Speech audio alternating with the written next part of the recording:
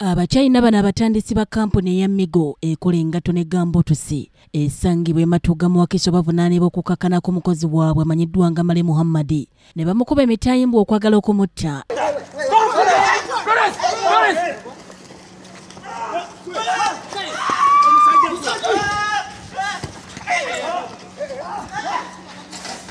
Era ng'oluwalira omusango lwe guzzeemu mu maaso g'omulamuzi Nakibinge Latif.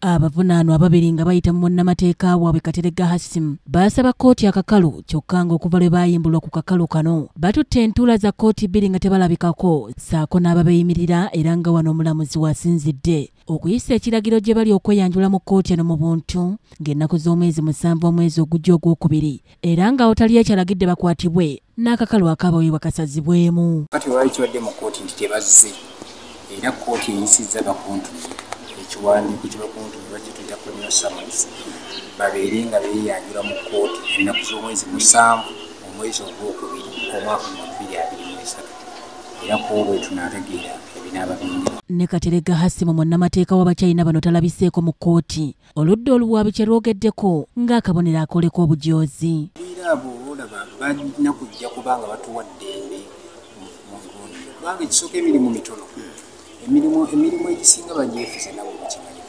ate bwe bateekako n'embeera ey'okubanga batuntuza abakozi baabwe abannauganda kintu ekyo kikimpulira ddala si bulungi era nkivumirira nnyo. Nange bannayuganda mwenna mbasaba mwagale nnyo TV eyo mwagale bannamawulire bwe bali singa simulangira Jjunju nalibadde situuka wendi kubanga nwaniridde tewalinaku lwe nali nzize mu kkooti n'atabeerawo simuwanga wadde 10 yeteekamu ssente ze najja n'anfolowinga n'anoonya omusango nalaba we gutuuse kuba naye munnayuganda alumwa nnyo Abachina okuba ku kikye baako. Muhammade alumiriza okumukuba emitayimbwa ategezeza nti essuubi alirina mu kkooti okulaba ng'afuna obwenkanya. Zeemu newakubadde babawadde balagidde bakwatibwe nti fayiro yange ate poliisi teyagireese ku kkooti so omuntu nemba nga weeri ate fayiro weeri anne simanyi kino kigenda kukolebwa kitya yange teriiwo.